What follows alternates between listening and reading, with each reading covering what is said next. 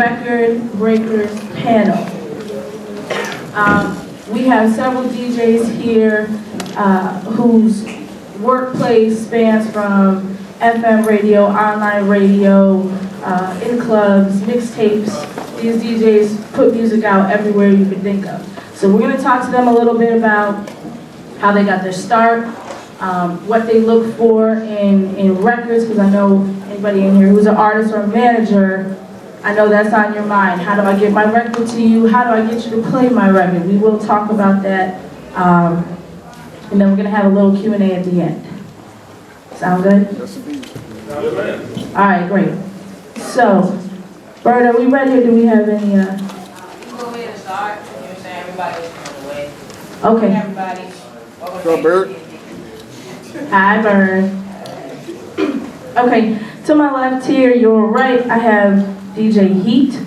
You guys may recognize her from Twitter and WPGC. You know, the entire DC Metro, she's got like, 400,000 followers in DC. DJ Heat is a core DJ. She is also a DJ on WPGC. She does a lot of charity work. She's kind of all over and has earned a really great reputation among artists in the city for supporting and promoting the music. I also have with us today DJ Fusion from FuseBox Radio to my right, and I have DJ 6 Cents to my right as well. He is a DJ on Russ Parr Morning Show, and also these DJs have online platforms, mixtape platforms, and I'm gonna let them get into. I'm gonna start with a little icebreaker question for each of the DJs, and I'm gonna start with DJ Fusion. What was one of your defining moments as a DJ, like a highlight of your career that you can think of? Of course, it's early, so I get the first question. One of the highlights of my career, I've been doing this professionally since 1998. The first time I DJ'd internationally in Toronto, Canada, and I did that through what's Canada's version of South by Southwest, North by Northeast. I actually got that particular opportunity through a recommendation from some folks over here in the States, and I did a little small showcase or two, and that was cool, but one of them ended up getting canceled. But because the promoter who was doing the events at the time really liked what I was doing, on the very last day of the festival, where they have a big outdoor concert, and it was essentially like the Times Square of Toronto, where they had a whole bunch of hip-hop acts, including at that time Ghostface Killer, Raekwon, Killer Mike, Action Bronson, and some other heads. It was literally about 2 hours before I was going to get on the bus back to DC. I get a call from this promoter talking about one of our DJs had a situation. Would you mind DJing in between all these acts and for Ghostface and Raekwon?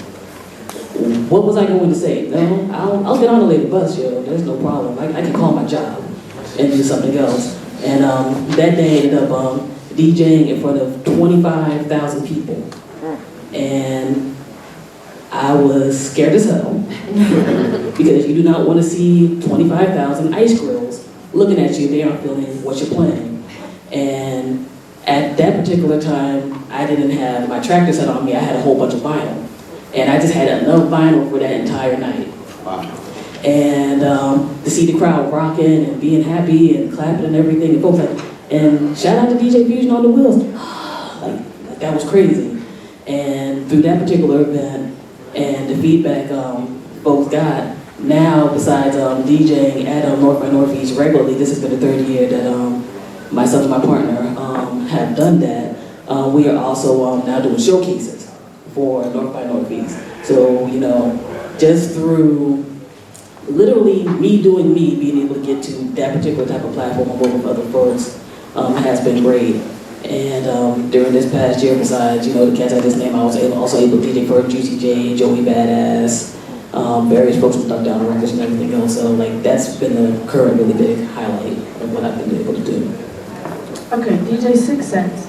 Okay, so... Hold on. We're going to put a spin on your question. Oh. This is going to be a 2-part question. First question, how long have you been a DJ? Oh, okay. I started in high school, so that was about 3 or 4 years? a very long time ago. So it was in the 90s, and back at that point, it was all vinyl, it was all cassette tapes. It was wow. Okay, so now you kind of paint a picture of when you started. I want you to tell us a little bit your story. Like, what was the moment that you first, you got your little setup going on, you're learning, you're practicing. How did you become a DJ? What sparked? Did you see something, hear something, and you were like, I want to do that? Well, I got to shout out DJ Iron and DJ CeeLo. Back in the day, in my day, yeah, you gotta give it up to them. Because they were like the first two DJs on air to play hip hop, period. Like, there were some shows, like Conan on AM.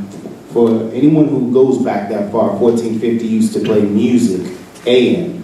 Then on FM, hip hop broke.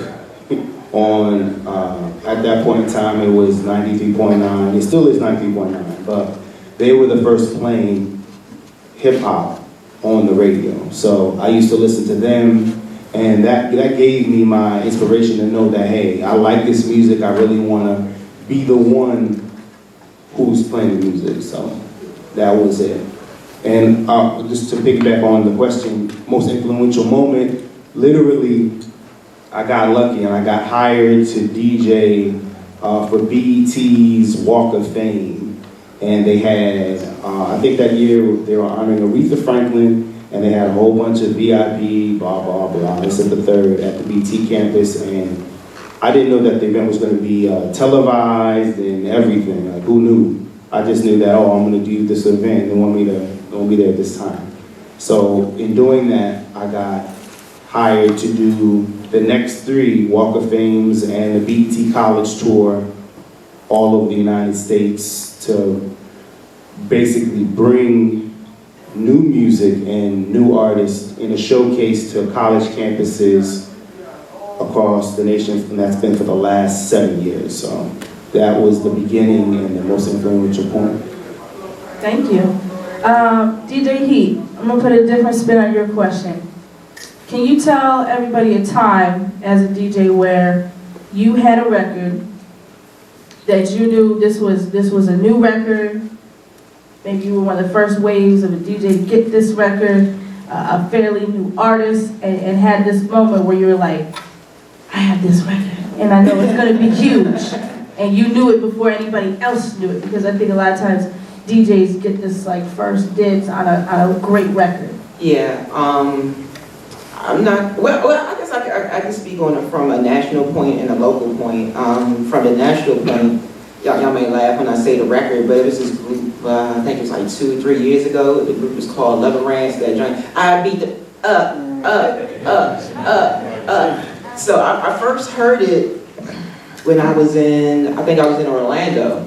And a DJ colleague of mine, it was I remember an organization called the Core DJ, so we had this conference twice a year. And so a colleague of mine from California, he was playing it. I was like, and everybody kept going up to him. That's how you know you have a good song when you're in another, especially with DJs, if you're in another state and you hear somebody play a song and you go up to them like, what is that? Everybody was coming up to him and like, what is this song? Like, this joint is crazy. So, he emailed it to all of us, and I use that song as an example because at that point when he played that song when he was in Orlando, I think that was like in the fall. I can't remember the year, but the song didn't break nationally until like literally like a year later.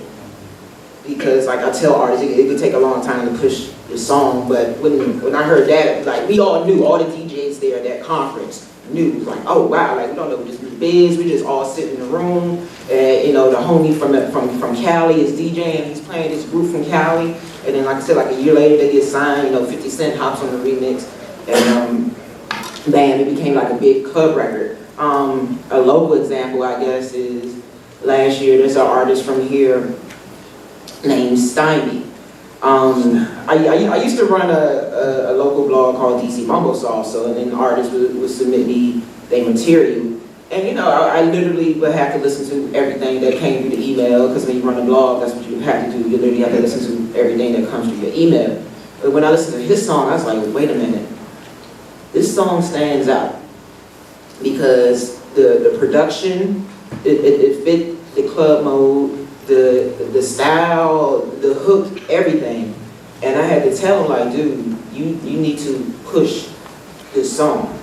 So, you know, I met with him and, you know, got in touch with the other DJs, and he got, you know, a good look at this other website called DJServicePack.com and whatnot, and he really takes everything very seriously. So, you know, that's my two examples right there.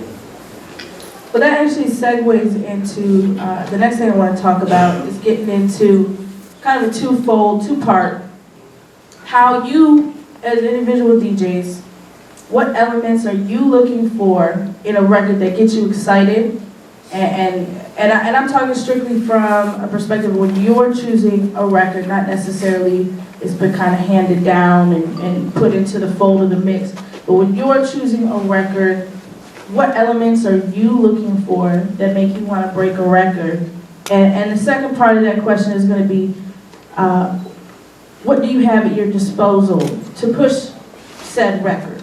What do you have to do? What kind of hoops do you have to jump through when you want to play a record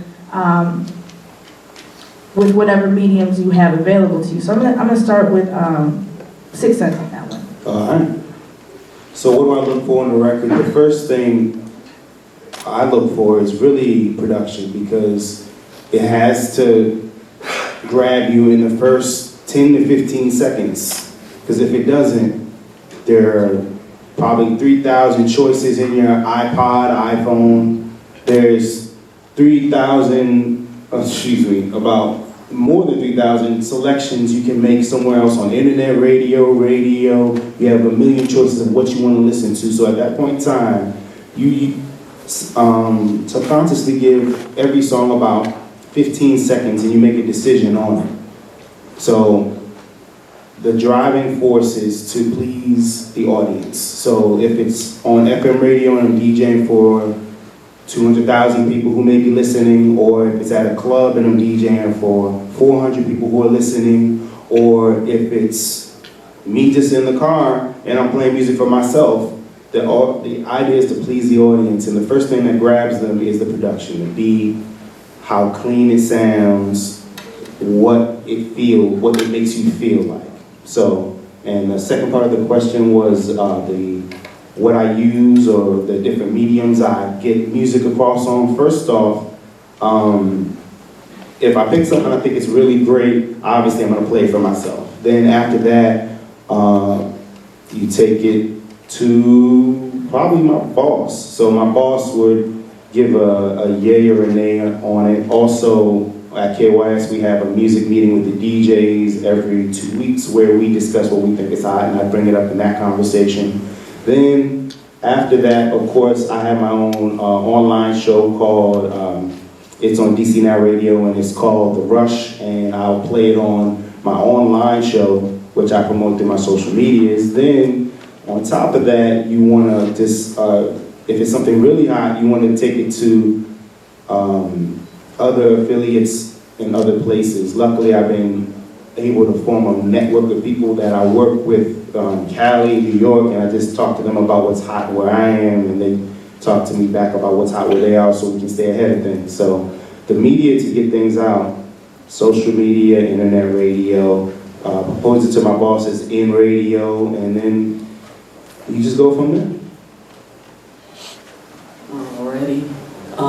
For myself, production is definitely major, but also the balance between production and lyrics. And I'm not talking about that necessarily be the most complicated thing in the world. You're saying, you know, you can get turned up, you can get dumb serious, I really don't care, but if it's boring, like, I hate listening to a song and the production grabs me and then I'm ready to go to sleep in 30 to 45 seconds because your voice is boring or you don't even sound like you're into it. Like, if you're not into it, why am I going to be into it?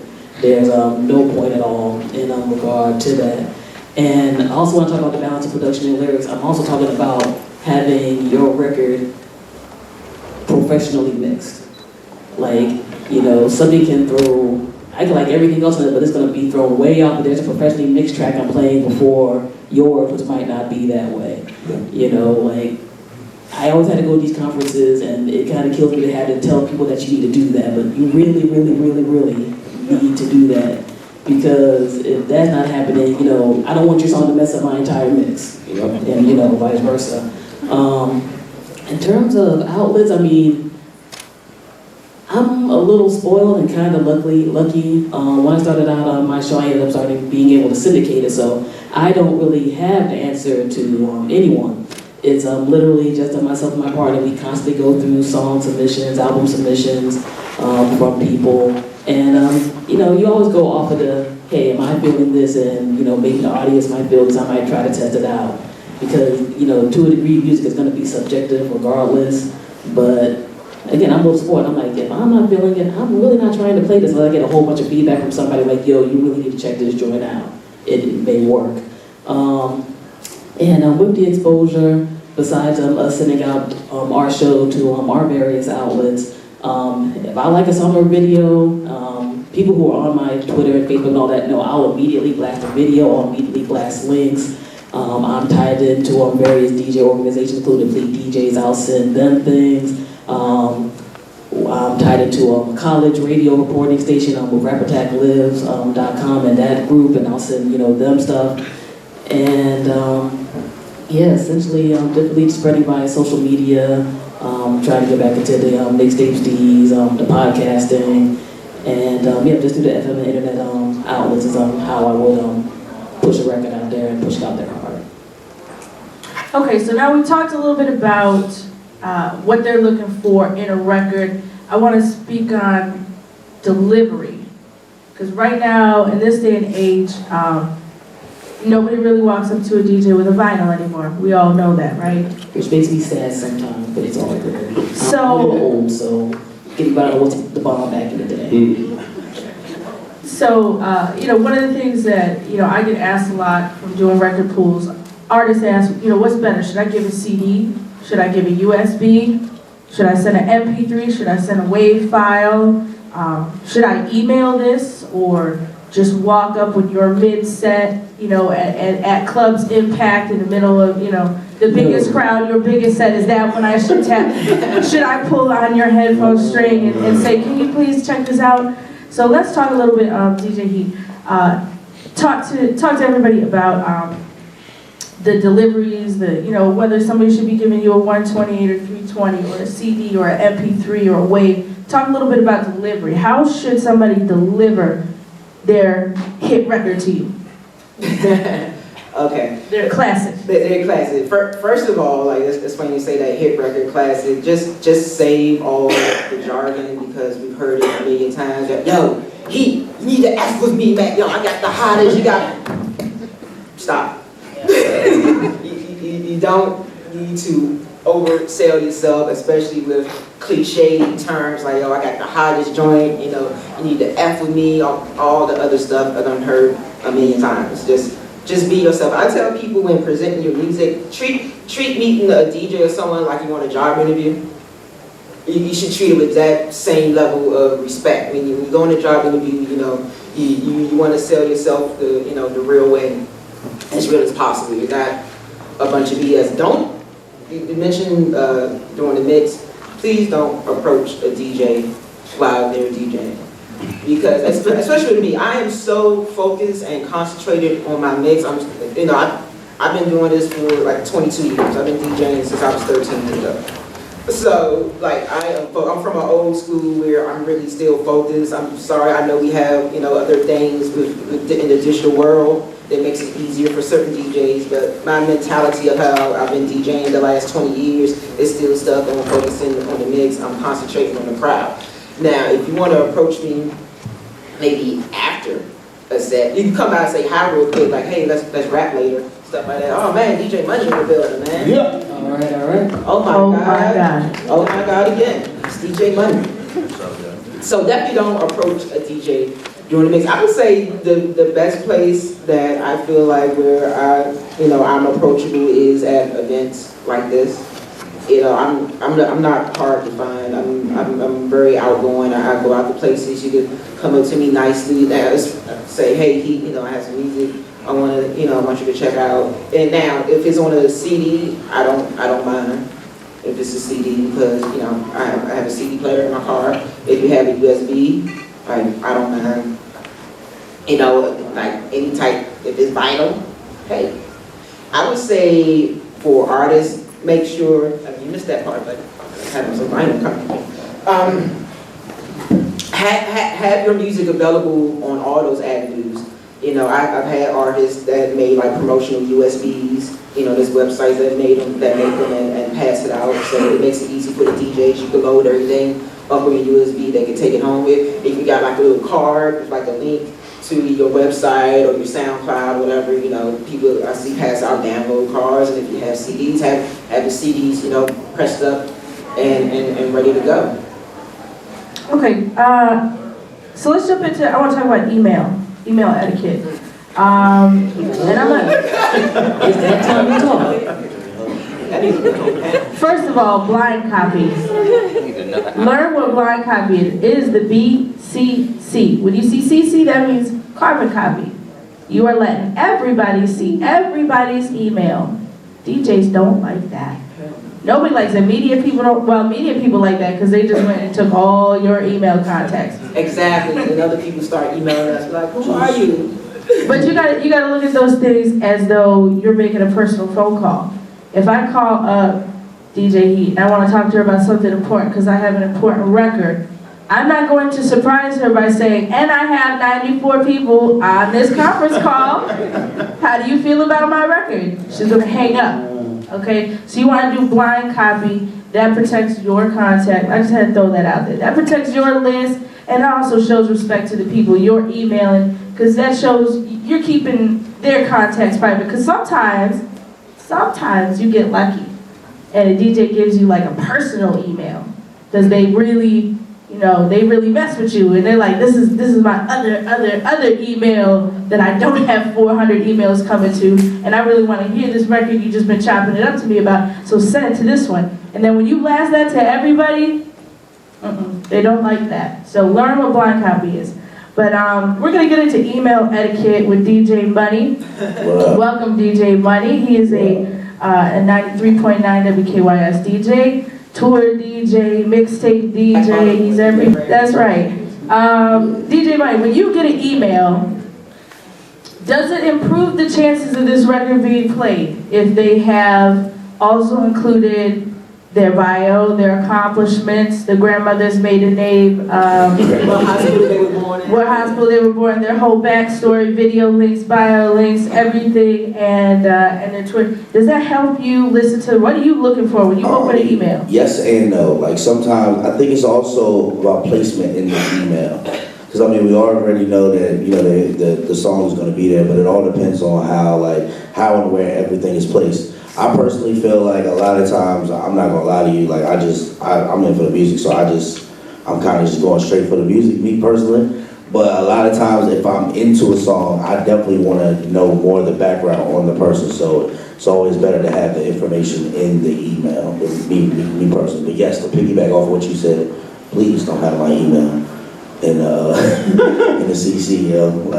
I'm definitely not listening to it. I'm cool. Okay, DJ Fusion, you talked a little bit about working with a network of DJs. And this actually, I'm gonna start with you, but I'm gonna open up to anybody who wants to chime in. I wanna know your thoughts about DJ services. So when set artist has this great record and they feel good about it and the production is good and they have everything ready for it and you know, and they've let their family listen to it and they like the record and they're like, okay, I'm gonna send this out. I want to get this to DJs to play. What avenue, when you get it through that avenue, you're like, this is probably going to be good? Okay. The word of mouth, DigiWax, coalitions, just online links. Where do you get your records from? First and foremost, besides my just researching myself, because I love music, I'm going to try to find things regardless. Word of mouth definitely helped because, you know, a lot of people kind of know my style's a bit all over the place. So, you know, them being there like, yo, I really think you should check this out. I'm going to at least definitely give that a listen. I'm glad you mentioned some of these other distribution companies because some of them are really janky and you should not waste your money on some of these random email blasts. Name names. We're here to learn. Bottom Name feeder. names. Bottom feeder. Oh, yeah. The name is real. That's what's straight to spam. Sorry, that's the spam joint right there. Are we unanimous with this, DJ? Yes. Yeah, I've been subscribed from Okay. years ago. So you heard it right from the source. And I unfollowed him on Twitter. I like Yes, it. I'm following up. Damn, That's when you know it's real. That's when you know it's real. Yeah, it was bad. Shit just got real. I like DJ Service Pack. I like DigiWax, especially because DigiWax requires you to give that feedback. So, you know, you can send out your music all day, but you want to know if the DJ's feeling good or not feeling good. And with sites like DigiWax and 1200 Squad, you know, before you can even download the track as a DJ, you had to sit down and listen to it and kick that back. Especially for my folks who are a little bit more on the independent end, Cosign. Code-sign.com. They do a whole bunch of other different types of music, and they also are very heavy in terms of giving folks feedback. Giant Step is really good from the perspective of having a diverse types of music and also one to professionally push you and make sure that everybody's getting things back on that way. I'm very big on the independent media route because I am independent media, but in all seriousness, in the United States right now, we're pretty much going to be your foundation for getting your music out there. So all these folks who do things to college radio and internet radio and have a strong foundation, definitely reach out to them because everybody's going to need to have that build, that hype to get to that next level with the mainstream outlets and things like that. And whether it's yourself or you go through one of these companies, please don't act like you've been raised in a damn barn when you're reaching out to people. I don't have to do anything. All I gotta do is get up, take care of my family, and go to sleep. You know, introduce yourself like you would introduce yourself on a regular basis. Hey, my name is so-and-so and so, I have a track. I'd really appreciate if you get a chance to listen to it and give me some feedback. And this is not just email, this is also via social media. I can name a time that DJ E and I were actually trying to find out if a star passed away, and somebody sent a link to their song. And I'm like, dog, you know what? I will never deal with you because you've been raised in a damn barn. And people are trying to talk about something serious. You ain't gonna, like, if we were here right now, you talk about something serious, somebody's like, yo, new hit, tossed out. Nah, what the hell's the matter with you? It's the same, you know, via all of these other types of social media outlets. Like, I'm very big on manners. I might not even care for your track, but I'll be there like, that cat has some sense.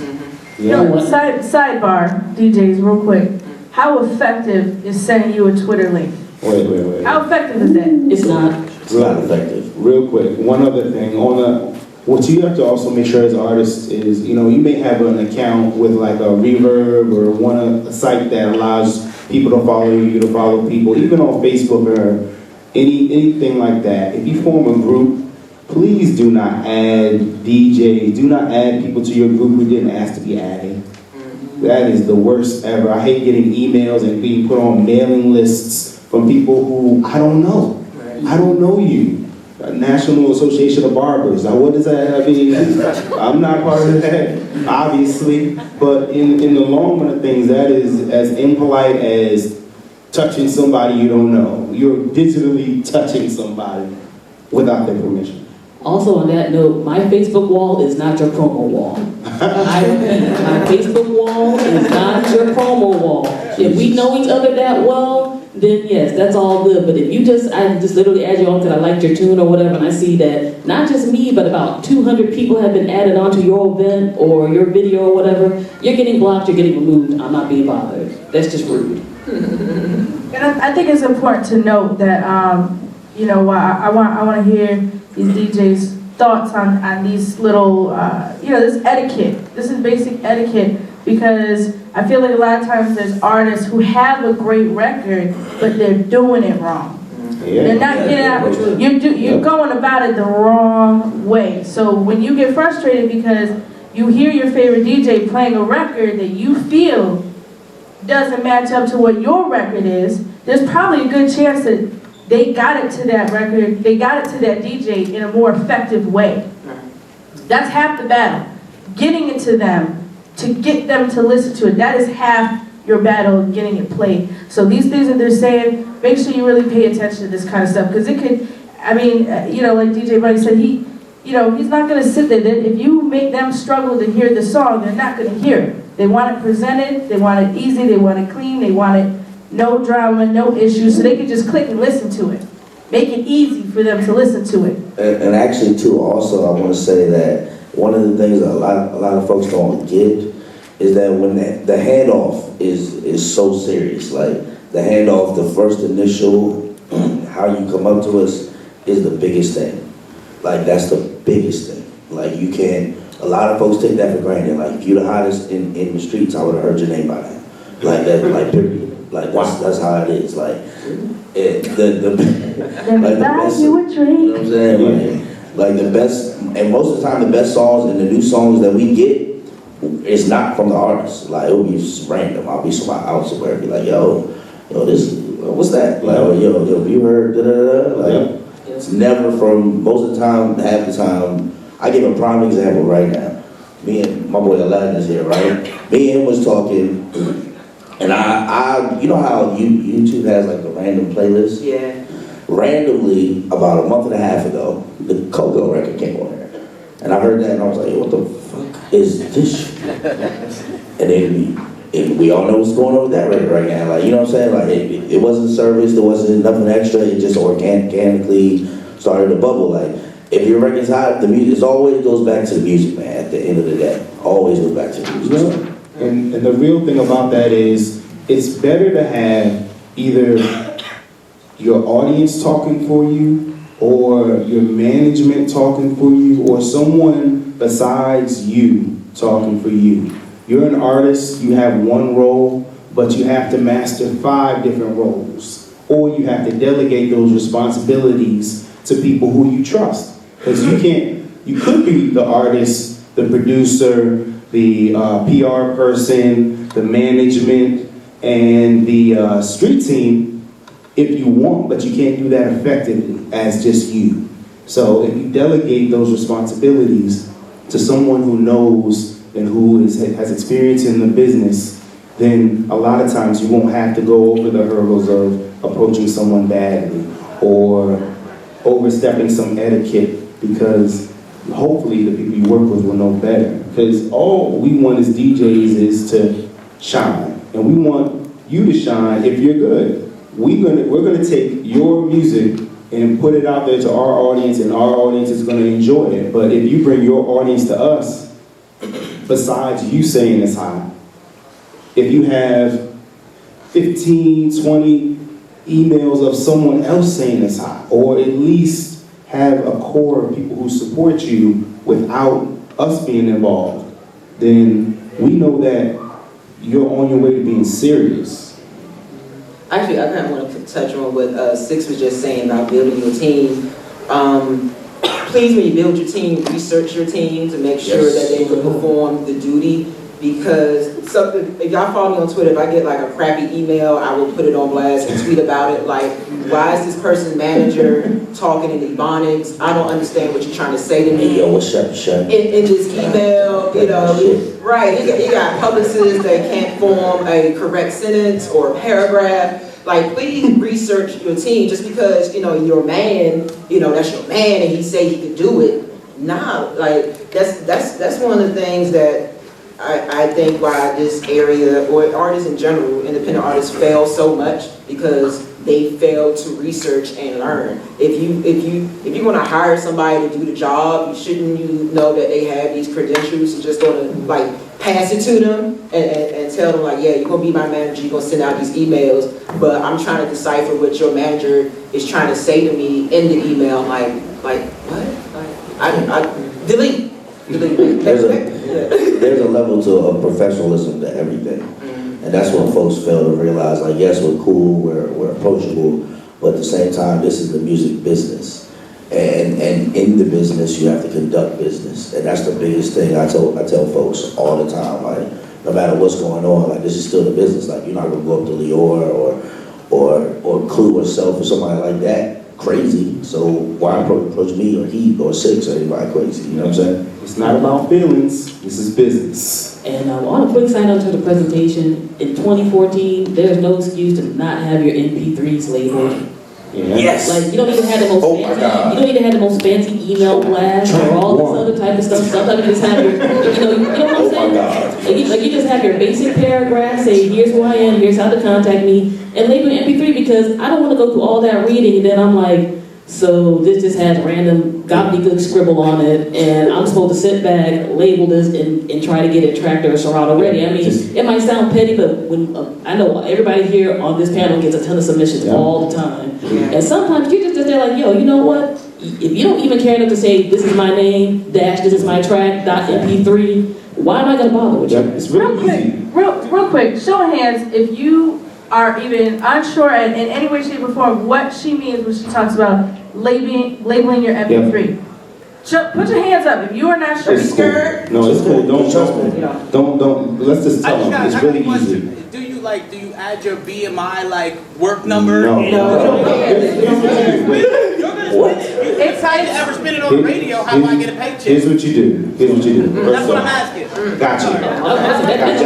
Hold on. That's a good question. I got you. Real quick. So you don't have to put any coding in when it's first off. There's an ID3 tag. So what that does, it's a simple way a lot of people access it is by going to iTunes, putting this on in your iTunes, hitting, I think it's Command and J, get information. Once that comes up, you'll be able to enter in the artist's position your name, your information, your website. You'll be able to put your artwork on the MP3 in there, and you save that, and that's the one you send out. And when it comes to your question about getting credit for your spins and your this, that, the third, one, I shouldn't even be telling you this, but you have to register with you have to register your music with those organizations so they track it that way, not we're putting it on the MP3. So there's 5 or 6 different organizations you have to register each song with before you can put it out if you want to get paid from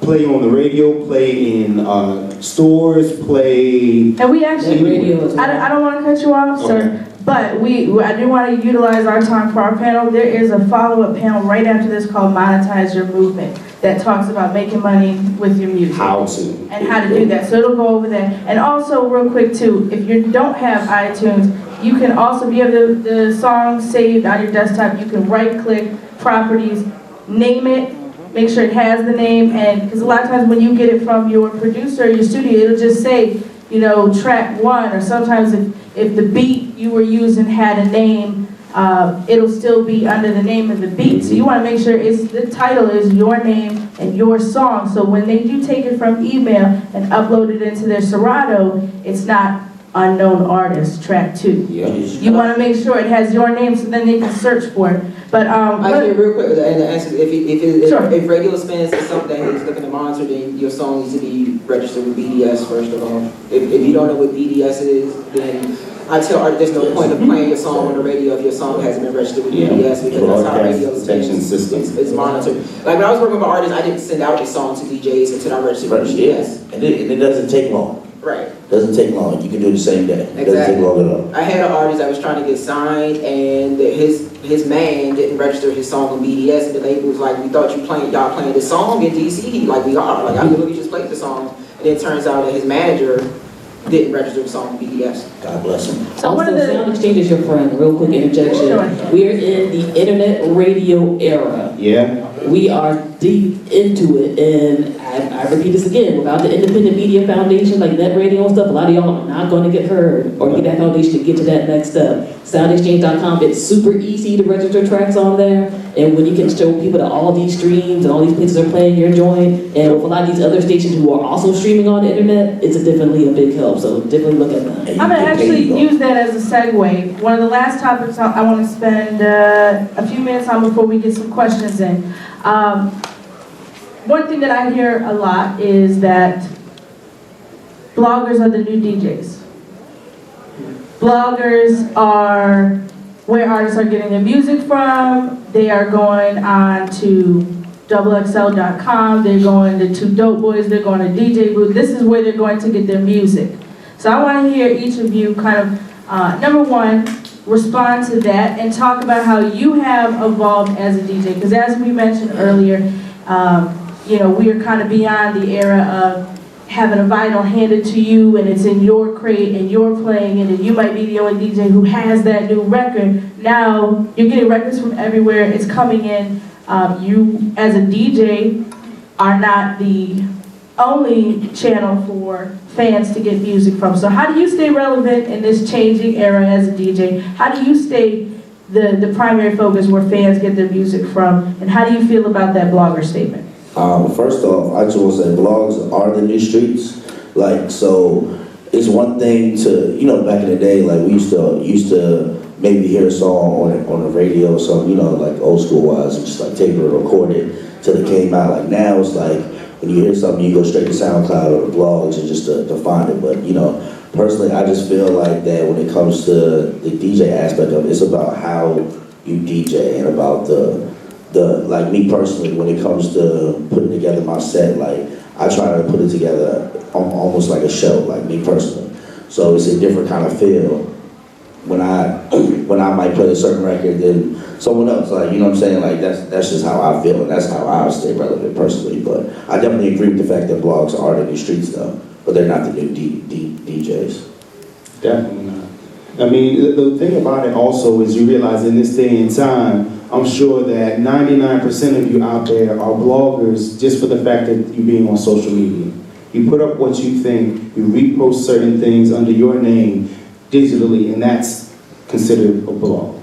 So, in the long run of things, yes, blogs do break certain songs, and they can add a concrete place for you to find music that's everyone can access. But in the real light of things, like Money said, you can get bits and pieces digitally, but to put it together and to deliver it, that's a DJ.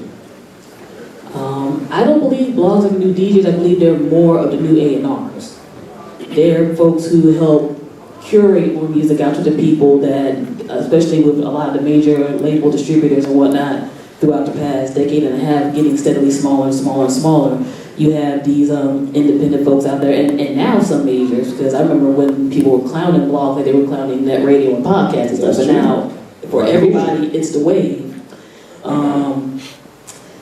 That being said, I think honestly, blogs, for me, kind of help. You know, I mean, I get a lot of stuff all the time, but there's various blogs and things I respect, and I'll like peek at them and see, you know, what's going on, and what's good, because you know, I'm just one individual. I can't get my hands on everything all the time or check out everything all the time. Sometimes it's cool to go to a source and be like, oh, well, I haven't necessarily heard of this cat, but I've heard of this other dude through this site before. Let me go ahead and check that out. The blogs are just another part of the great expansion of technology, I think, that has been happening with music. You're able to get access to more things than you were able to ever before. You're able to reach out to more people than ever before. And to me, it's just another tool for the DJ, as long as we have the net access that we have in this world. And on the side, political note, check out net neutrality, because if that gets messed up, we ain't gonna get no kind of music distribution the way that we've had before, where we have the real streets and the net streets to, you know, get everybody's careers out there. I would say at the end of the day, you're still going to need the DJ. The bloggers can't spin your track in the club. You know, the bloggers can't spin your track on the radio. You know, with the bloggers, is like you said, it could be a stepping stone. Like they get you hip to, you know, somebody new, like, oh, okay, this to do underground artists. You know, some of the stuff on blogs, I'm not going to play in the club and on the radio anyway. So, but it gets you noticed. You need that. It goes hand in hand, but you're still going to need the DJ to get your music out to the masses. As a DJ, are any of you looking for records on blogs? Nah, I'm not. Personally, like I said, I'm not. I actually do sometimes. I mean, I like certain blogs, but that's just, you know, I definitely try to search for a lot of different music though, but that's just me. Like, that's my Monday. Every Monday, like, I'm always looking for something. So, like, that's why I tell folks all the time, like, you see me, like, on the weekend, Monday is probably the best time to send me music. Yeah, me personally, I just go to the different, you mentioned DJ services earlier. If I'm looking for music to actually spin, you know, I'm going to the different DJ sites I use, like DJ Service Pad, DigiWags, Break the Praise. It's so many DJ services I use. But when I'm on a blog, I'm just, you know, I'm thinking, I got two different mind states. I got the club radio side of my brain, and I just got the hip hop purist side of my brain. So I'm on the blog looking for some good hip hop and stuff like We're that. gonna go ahead and get into, about the last 10 minutes we have, we're gonna get into some Q&A. Feel free to ask anything we have covered, or ask, if there's something you want expanded on, and for my panelists, if somebody asks you a question, you can direct it towards a specific DJ too if you like. If you want to answer something and you feel like you need to expand on that further, then I would also encourage and invite you to maybe, let that questionnaire talk to you after the panel. So, here we go. We're going to start over here. You got your hand up. We'll start with you. I'm Rich. I'm 131. I would like to know, can y'all explain more about what BDS does? BDS is an encoding service. So, everything is digital, right? So it monitors and tracks your spins. Like, if you want your song played on the radio, and especially if you try and get a label to get you noticed, like all the major labels have access to it as well. And that's how you determine like the charts, where you might see like Billboard and have like radio charts, or even with media basis, another service you need to use with charts. If I could play your song 500 times in a row in full, if you did not get your song encoded, it does not come up to anybody. You can tell this person, you can tell this label, you could go to Jay-Z right now, like, yo, they played my song 500 times in a row. He could pull it up and see nothing. I watched that happen at a core DJ event. This dude was trying to say such and such played my song, so they pulled it up on the screen. I'm like, nope. Yep, they search your name, and if nothing is registered under your name, your song isn't registered. It's an industry tool that's used, and when you sit down with that label to say that I get love in DC, I'm the man, I just the third, everything you're supposed to say as an artist, and they say, well, you played on the radio? Yep, 500 times. It's part of the things you need to do before you put your record out to make sure that you get credit. You get your financial credit, you get your industry credit, and you get your just credit in general for the exposure you got. Once again, too, it's not something that's a long process, and also now it's digital. So like, it's not even something where you used to have to mail it in. It would take a second, but now it's digital. It can happen the same day, so there's no excuse for it not to happen at all.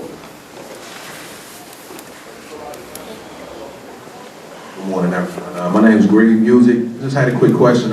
As far as sampling is concerned, as a DJ, do you guys play sample records? Yeah, of course. Sure. Yeah. It doesn't affect us. That don't do nothing to me. They're not going to sue us. They will sue you. if I hate you, I might play it a lot, so they go. Wow. Somebody want to touch on exclusives? Man. Wow. If the radio station says we play clean records, submit a damn clean track. Okay. OGM music is not that dope for me to sit down and edit it. So there are 7 words that the FCC doesn't allow, but really in radio, there's another 2 or 3 that you're not allowed to say. You can't say the N-word, obviously. That's one of the 3 that radio doesn't allow. N-word, the B-word, and ASS. So with those 3 plus, those other 7 for FCC, you wanted to say those, Money? The George Carlin 7 words. It's F-bomb, C-O-C-K, you can't say M-effer, you can't say S-H-I-T, you can't say... The male anatomy that begins with the letter D. Oh, well, And of course, drug references for all my trap stars. Right, it's more than words now. That's the other thing. Certain concepts, like head, you're not even really going to allow to say head in that context. So, yeah, honestly, but we have to define it because we'll get certain records that'll say clean, but it'll have ass all the way through it, or it'll have Oh, she was giving me brain all night. There you go. It's like, You know, it's an example of a You get those clean and super clean words. that Bando Jones section. doesn't matter who. We had to play like Love You. It was this song like, have you had any good sex? Oh, Bando. I felt uncomfortable that we was playing this song. I was like, but there's a cleaner version that's called Love You instead of Sex You. Like, I'm sure y'all hit on it and go, sex. Have you had good sex? I remember we was playing this song, but there's a cleaner version. So it ain't just more words, it's what you're implying in your content as well. Sometimes that's Let's get this side of A the creative radio edit is awesome too. Yeah. I always like bringing up folks like Wu-Tang. I think they did the best clean radio edits on the planet, where you're doing the sound effects. Oh yeah, and Right, Premiere. and the curses and whatnot. Like an awesome Premier. radio can have a whole lot. Yeah. Yeah, Def Jam, right? two more. Yeah, this question is for Heat. I know you did a blog post one time about how not to approach you on Twitter. Yeah. I mean, everybody had like their like horror stories and stuff, but can any of y'all give like a good example of like how somebody approached you, or like the most ideal way somebody could deliver their music to you, and you'd be like, that was dope, thank you, appreciate it. Okay. Go ahead. On Twitter, I guess I could put it out. I wrote a whole article about it. The article is called "For Twitter Rappers Who Have Considered Suicide When Their Struggle Rap Was Enough." Struggle rap. So the website you can go to and read the article is dumbRappersNeedTeaching.com. Like I started a site called dumbRappersNeedTeaching.com so I can get out more advice to artists in general. And you can read it there about tweeting, not in a short, like don't tweet people your links. And interact with people. This is social network. Like I looked at my block list the other day on this website about how many people I had blocked. Lord have mercy. I think I had like 1,400 people blocked. And they're like, most of them are artists, because if you tweet me a link, I'm just blocked. Say hi. Like tweets come up in somebody's conversation and tweeting them a link is like doing this. I'm talking. I'm sorry, but that's nice. This is shout out to the Santa Claus. I'm talking and you just jump in and just Yeah, like one more of those in the barbershop. You didn't say hi, you didn't say who you are, you just hit. I don't block. I don't know you and stuff like that. Get to know the DJ. Yep. Please know the DJ that you talk to. I mentioned that on the article again, dumbRappersNeedTeaching.com is posted on the top. Know who it is you're trying to get in touch with. Y'all just see a DJ name and y'all just like, oh, this, that. Like I get people that hit me up and say, hey bro, hey sir. Like I know they little, but it says female DJ in my Twitter bio, in case you're confused. So, and also know and understand that, you know, professional record companies, they go through leaps and bounds to present the music. They form a relationship, and sometimes it's good to have that, but in the long run of things, you need to treat yourself like you're the record company. Okay, you may want to try to organize something where you can get all the DJs to come out. And okay, you can ask them, but in the long run, you might want to do a dinner for them, or you may want to give something to them that they can use. Maybe a USB that has all your information on. Or maybe, hey, I'm part of Team Next MC, and what we do is we sit you down as an artist and talk to you, go through your music, and we actually give you creative feedback on everything. But as it being a business, the same way you pay to go to a studio is the same way you come sit down and pay to see us. Because in the real world, you're gonna get what you pay for. You come up to us, you're asking us for something, our time, our energy, and you're not giving us anything but something which is a project that benefits you. At least buy him a drink. How does it benefit us? Well, I don't want no drinks, I'm good. Well, water. I don't drink yet. Like, when it comes down to it, you pay to get your song recorded, you make sure the person that records your song does not master it.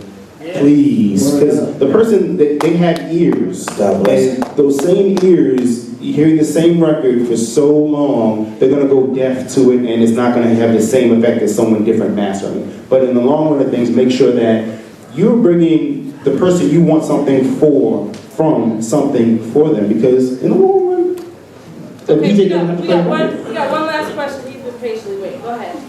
Hi, my name is Stephen Redhead. Hi, Steve. In the entertainment industry, it's not getting that much money, so there's a thing called product placement. I understand that DJs don't do payola these days, but there are particular services that like to send records over to radio stations to be put in the system. I also understand that the Iggy Azalea record was put into a record pool and played like 1,000 times pretty much a week. So I wanted to say, when these type of things happen, does that really influence your decision to play a record on the radio when it's being serviced and paid for? First off, Iggy was never going to fail. I just want to put that out there. First. Secondly, it's like, I mean, if a record good, once again, like I always say, I always go back to the point of the music.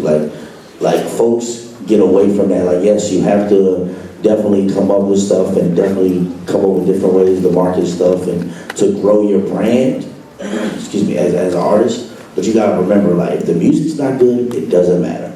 None of that matters. Nothing else matters. That's the biggest thing I can tell folks. Like, very true. Like, you can have the most pressed, the baddest chick, everything. Everything can be in line, the most promo, and you play us your song, and we can all be like, well, nice beat. Music is the foundation. It is the base of you as an artist, period. And you know, when we bring up the Iggy Azalea situation, I can go on an entire rant about how I feel that's crazy by a Clear Channel, but we'll save time.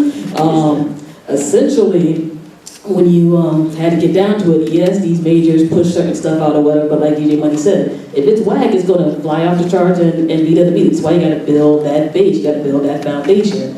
It's awesome to get played on PGC and KYS, but there's at least a good 20 plus college radio stations in the DMV. I think even more. Why not reach out to them and get that burn and get that shine, get yourself placed on the CMJ, the College Music Journal charts. You know, get into those university shows and whatnot, because every college gets student fees. And when they have student fees, that means that's a chance for you to get paid if you get booked. Case in point. And this is every single state and all over. So, you know, I'm sorry, that's cool. I would have got to rant. Okay, I just want to conclude and say, you know, on behalf of the conference, thank you to all 4 of our DJ panelists that came out to speak. I know them all personally and have worked with all of them, and the information they're giving y'all is stuff that not only do they put out on their timelines, on their websites, or even when you walk up to them in person. All 4 of these DJs are very, very extremely approachable and knowledgeable. So please take the time to build with them, network with them. That's what we're all here for today. So thank you for sitting in on our panel today. Real quick, one other thing. Can we all give our social media so we can make sure we connect with all of y'all? I'm DJ Sixsense, so it's at DJ SIXTHSENSE, and also Team Next MC. So make sure you follow those 2 for me, at DJ Sixsense and Team Next MC. All of my social networks is FuseBox Radio, FUSEBOX RADIO, Twitter, Facebook, Instagram, YouTube, all of that. And people know I'm really interactive. I'm one of those people who wakes up and I have to look at my phone because I got notifications. So feel free to reach out and talk, but as I said before, be respectful, not to everybody that you deal with. Everything for me is DJ Heat DC, DJHeatDC.com, DJ Heat DC on Twitter, Facebook, and Instagram, and the site that I was talking about that I have put some articles up there is dumbrappersneedteaching.com. It's probably my favorite site. That is like the greatest site title. Yep. I love that. My Twitter is DJ Money DMV, Instagram DJ Money, website DJNoparty.com. Yeah, so hit me up, man. If you got some hot stuff, man, please, man, put it on the site, send it to me, man. What's the site again? NoDJNoparty.com. Yep, as in, if you have no DJ, you have no party. Like that, man. Thanks again, guys. That concludes our time.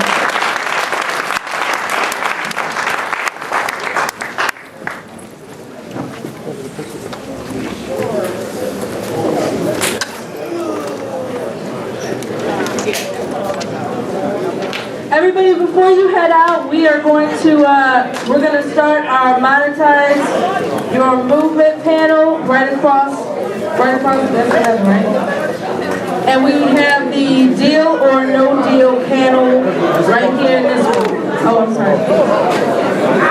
Okay, Monetize Your Movement is going to start here in about 5 minutes. Deal or No Deal panel will start right across the hall. Thank you.